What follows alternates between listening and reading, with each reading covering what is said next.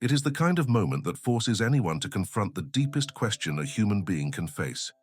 What keeps us alive when the body begins to give up? On that night, a premature newborn fought for every breath. The monitors pulsed with irregular rhythms that startled even the most experienced professionals. Temperature dropping, oxygen struggling to stay within the safe range, heartbeat trembling at the edge of collapse. No parent expects a life to begin with a battle like this, and no medical team wants to speak the words everyone silently fears. Yet the signs were all pointing in the same direction, and the entire room had to face the possibility that this baby might not survive until morning. Nurses moved with a mix of precision and urgency, adjusting blankets, checking lines, tracking fluctuations that changed by the second. The physicians exchanged quick glances, filled with knowledge no one wanted to accept. Families waited outside with hope in their voices, unaware of how close things were to slipping away. And in the center of it all, the baby lay inside the incubator, small enough to fit in two hands, fighting an impossible fight with a body not yet ready for the world. This hospital had a strict protocol. Premature twins were kept in separate incubators to avoid cross-contamination. It was a rule built from decades of caution and scientific rigor, but rules exist until the moment when reality challenges them. On that night, it was clear that conventional procedures were not helping enough. Every number on the screen seemed to fall into a pattern that spelled crisis. Every second pulled the room deeper into a sense of helplessness that few people ever experience. Standing among the soft beeping of machines and the cold fluorescent lights, one nurse watched the vitals with growing concern. She had spent years inside these walls and had witnessed outcomes that stayed with her long after her shift ended. She knew what the numbers meant, and she also understood what it felt like to sense that a life was slipping away in front of her. She felt the weight of responsibility push against her training and her instincts at the same time.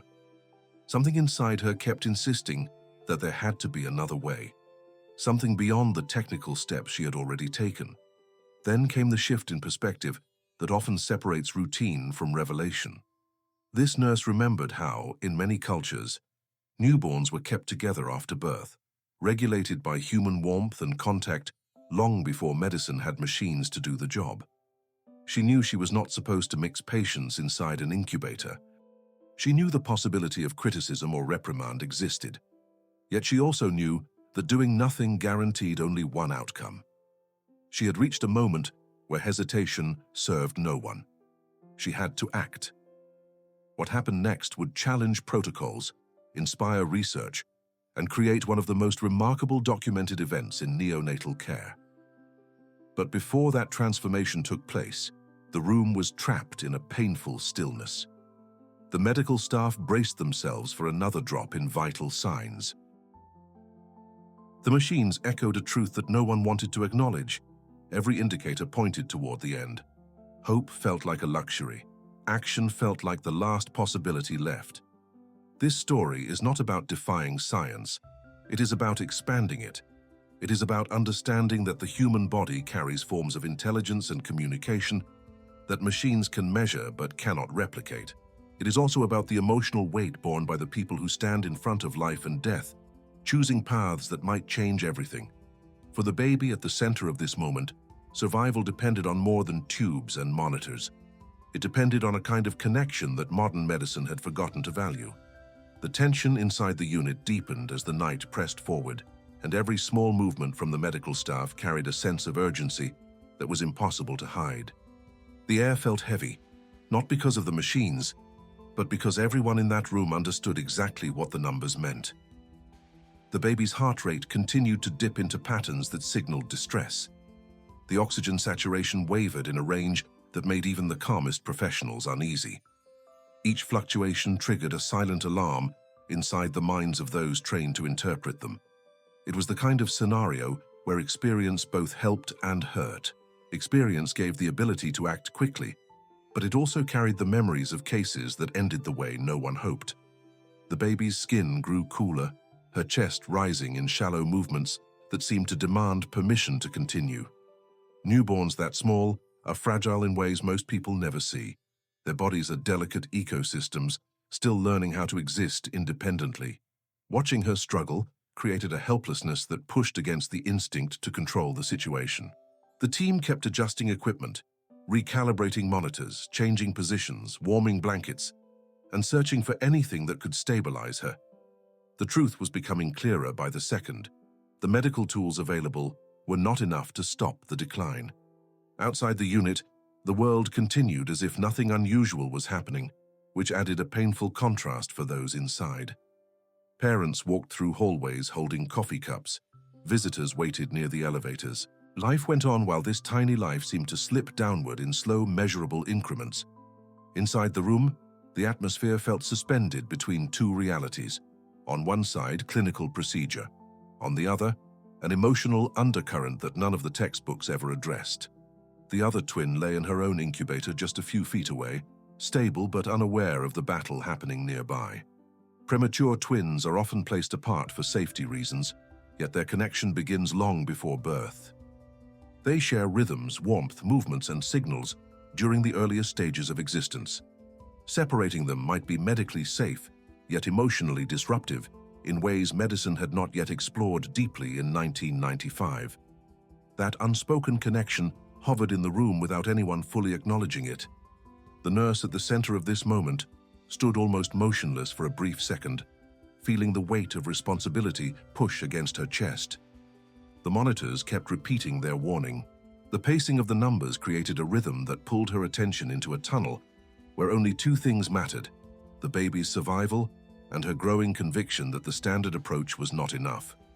Years of training had taught her how to analyze data, follow procedure, and trust the tools available.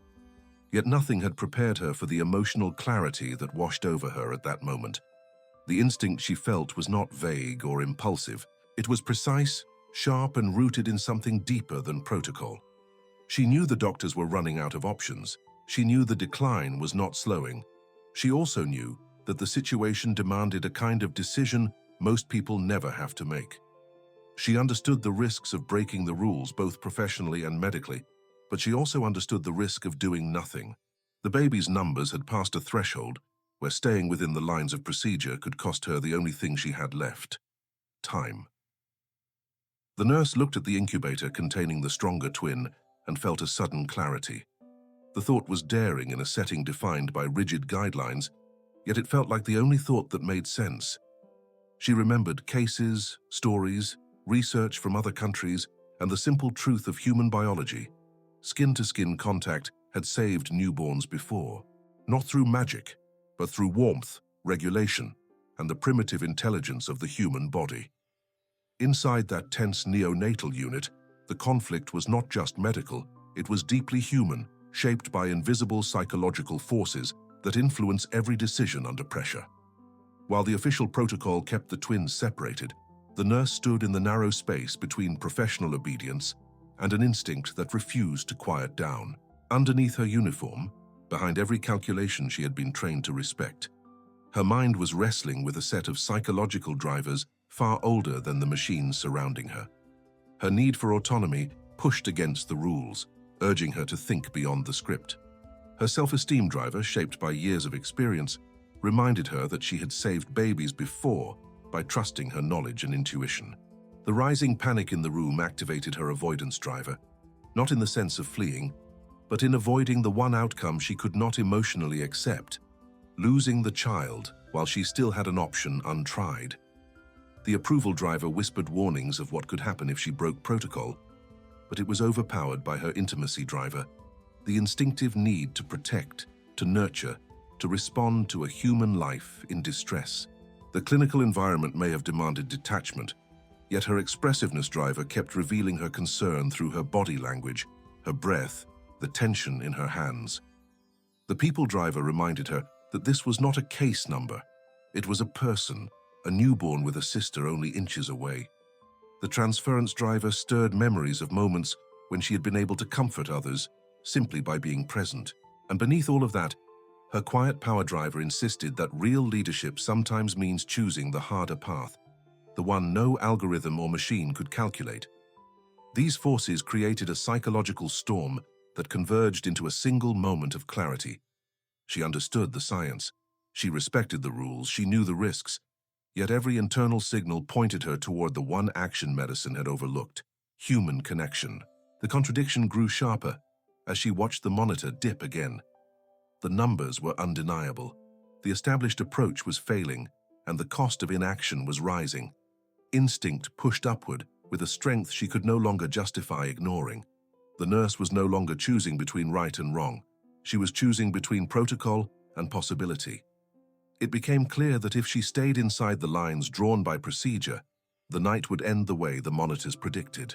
The psychological tension reached its peak when she looked at both incubators and felt the weight of decades of medical tradition on one side and the raw intelligence of human biology on the other. This was the precise instant where science said no, yet every deeply rooted human driver within her said yes. She understood that her next movement could alter everything, so she made it with the clarity of someone who had stopped doubting her own perception of what was needed.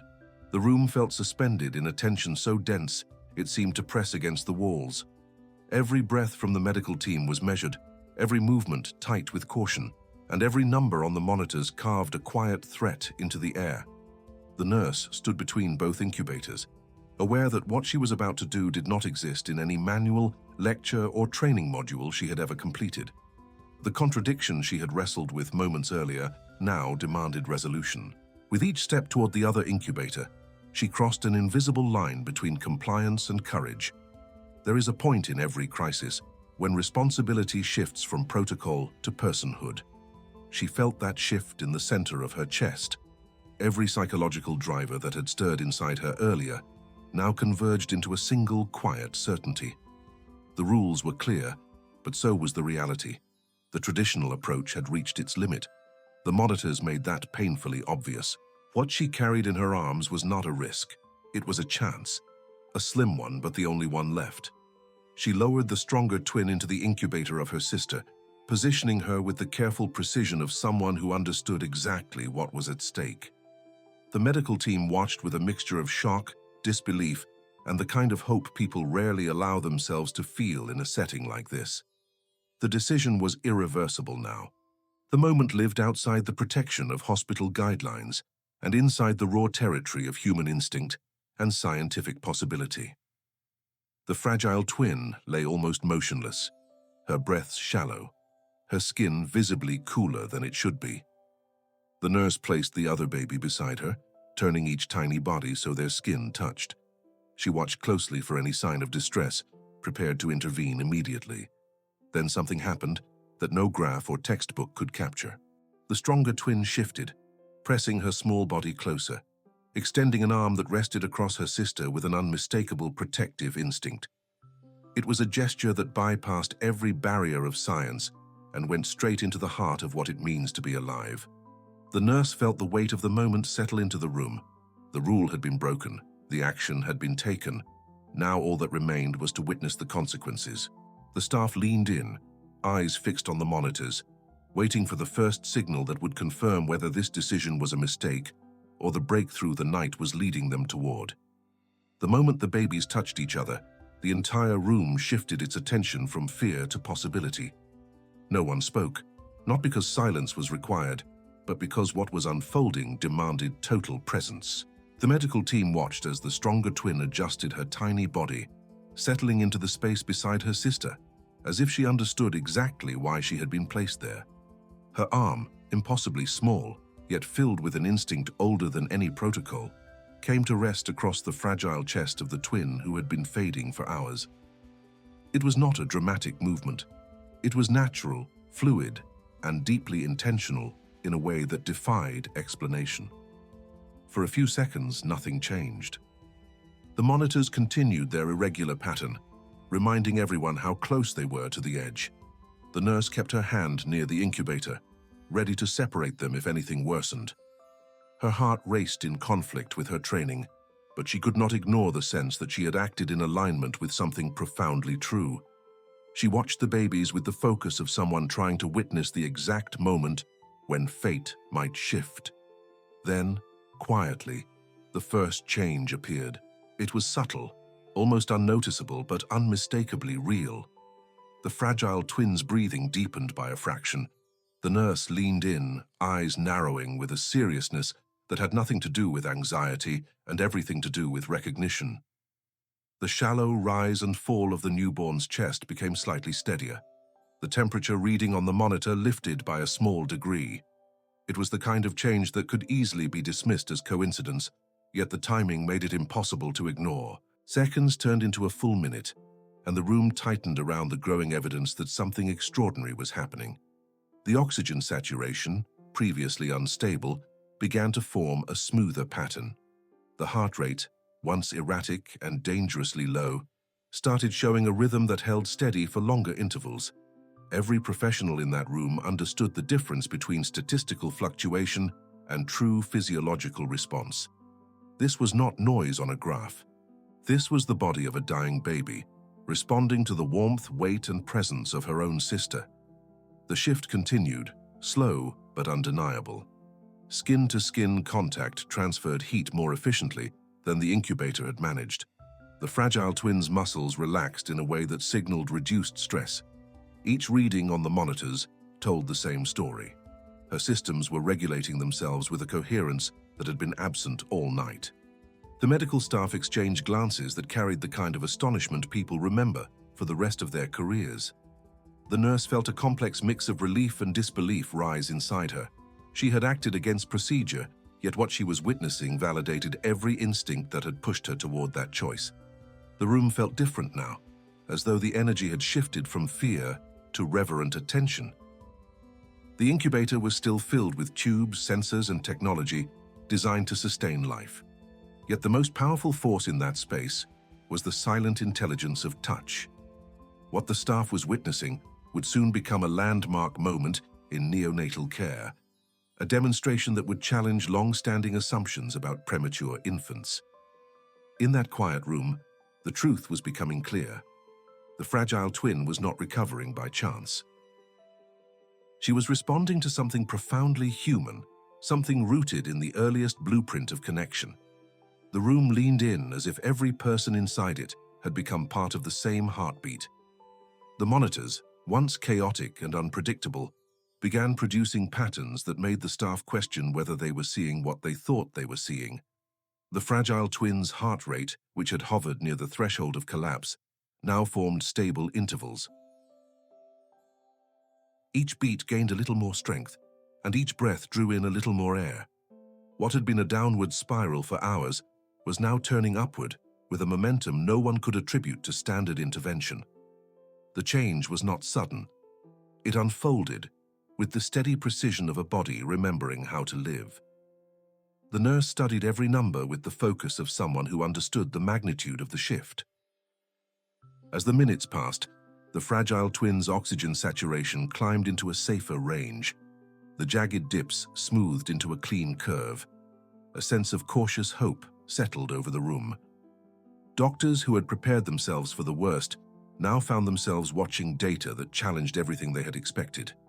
The walls of the neonatal unit, which had held so much tension, now held something else, a sense of reverence for what was unfolding. The stronger twin remained curled against her sister, her small arm still resting across her chest, with a steadiness that seemed impossible for a newborn. No training could have produced that gesture. No medical equipment could have imitated the effect. It came from something inherent, an instinct coded into the earliest moments of human existence. It was as if her body understood a truth that the machines had not been designed to recognize. As the medical team continued observing, it became evident that this shift was not temporary. The fragile twin was stabilizing in ways that defied every prediction made earlier that night. Each vital sign aligned itself into patterns that signaled resilience rather than collapse. Those watching felt the ground move beneath their understanding. The moment had crossed from unlikely recovery into undeniable transformation. In that room, the team witnessed an event that would later be studied, documented, and cited as evidence that connection has measurable power. They saw systems synchronize, not because of medication or machine calibration, but because two newborns were finally returned to the biological reality they had shared since conception. Blood temperature equalized, stress hormones dropped. The fragile twin's heart found a rhythm to follow, guided by the presence beside her. The monitors no longer predicted an ending. They signaled a beginning. The impossible shift had taken hold, and everyone present knew they were watching a story that would echo far beyond the walls of that hospital. The shift in the monitors had changed the room, but the real transformation happened in the hours that followed.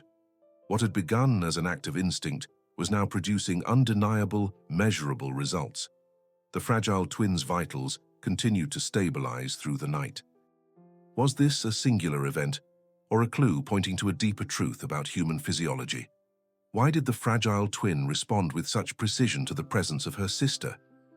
And what did this reveal about care practices that had separated newborns as a matter of safety? The nurse who had made the decision was interviewed repeatedly, asked to recount every detail, every sensation, every reason she had chosen to act the way she did. She did not embellish or dramatize.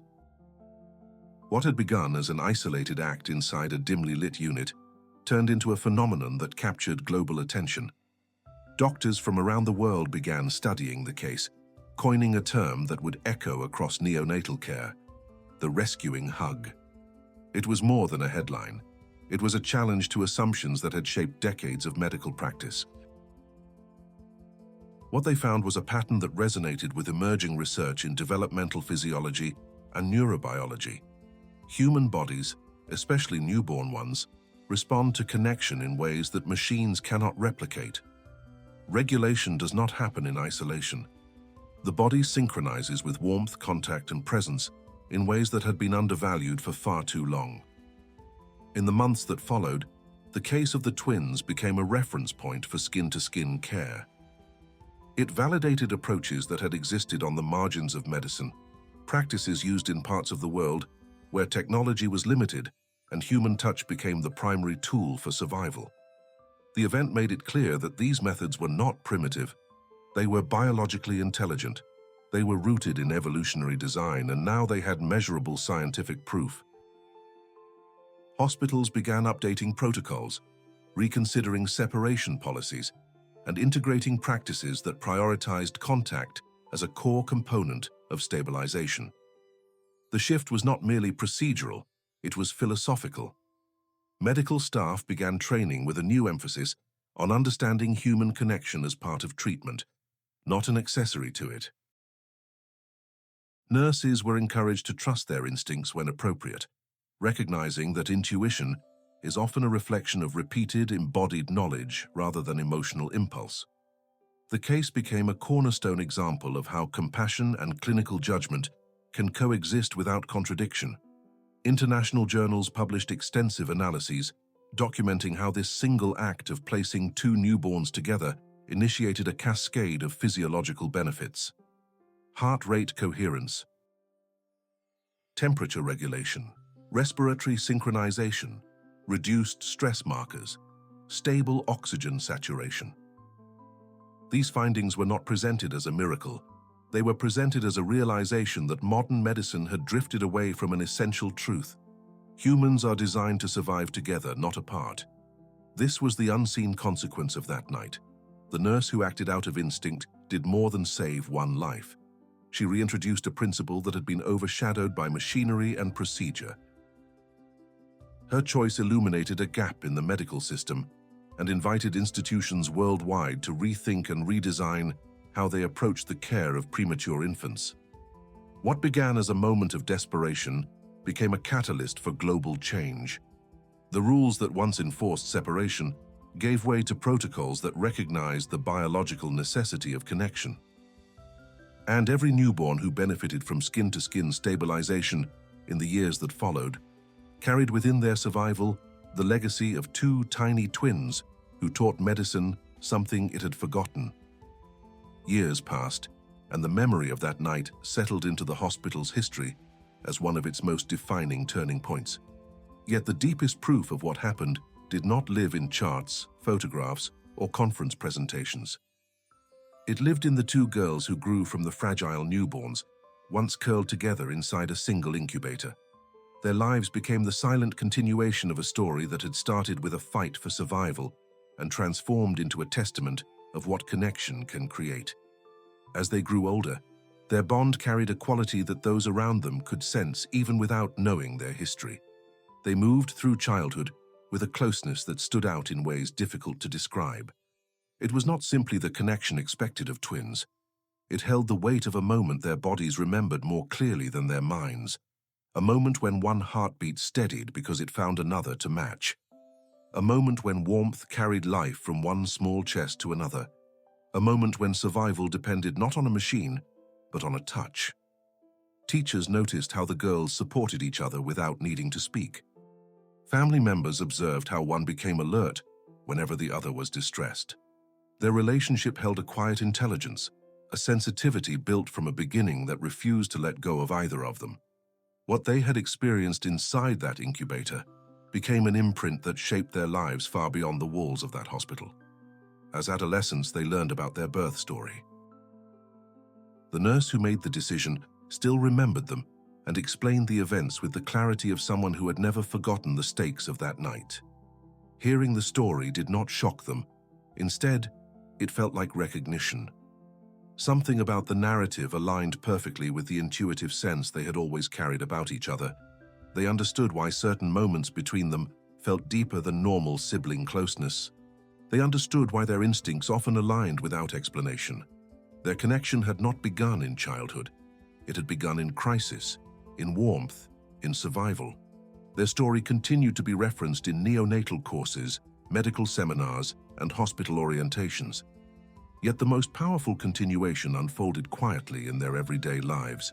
They grew into healthy young adults, each following her own passions, yet maintaining the same unspoken awareness that had once saved a life. They moved with the confidence of those who had already overcome the most fragile moment of existence before they had even taken their first steps. For many people, the case became a scientific milestone.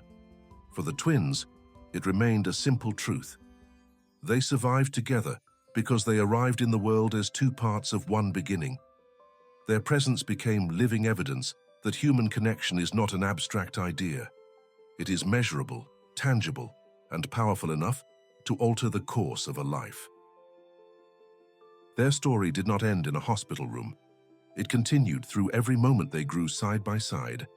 Anyone who saw them understood that what happened that night was not a miracle in the traditional sense. It was a reminder that some things the body knows are stronger than any rule written on paper. The weight of this story does not rest only in the science, the data points, or the medical breakthroughs it inspired. Its meaning extends far beyond the walls of a neonatal intensive care unit. At its core, this is a reminder of something profoundly human. When everything else collapses, connection is often the force that holds us together. What saved that fragile newborn was not a miracle in the mystical sense. It was the most elemental form of human intelligence, the instinct to reach out, to touch, to anchor another life when it begins to slip away. Modern medicine is powerful, but the human body contains truths that technology often overlooks. We regulate through each other. We stabilize through presence. We survive through the warmth and contact we were designed to seek from the moment we enter the world. The night the twins were reunited revealed this with clarity. Machines measured the changes, but it was the connection that created them. The embrace did not replace medicine. It expanded it. It taught professionals that healing sometimes begins where protocol ends. For anyone listening to this story, there is a deeper message beneath the clinical details. Many people go through life feeling isolated during their most fragile moments, believing that strength comes from handling everything alone. Yet the truth is the opposite. Humans are wired to heal in connection.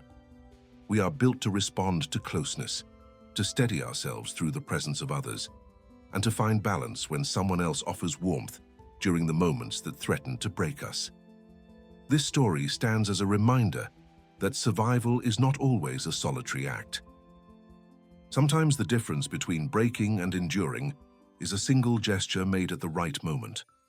Sometimes a touch becomes the medicine we never knew we needed. And sometimes the rules that shape our lives are waiting for someone brave enough to challenge them in the name of something greater. The legacy of these twins is not only in the medical protocols that changed. It is in the understanding that lives can turn around because someone dared to follow an inner truth when everything else was failing. It is in the recognition that connection is not a luxury, it is a biological necessity, and it is in the quiet lesson that healing often begins in the simplest of places. A hand reaching out, an instinct followed, a moment of courage that shifts the course of a life. This is the story of how a touch changed medicine.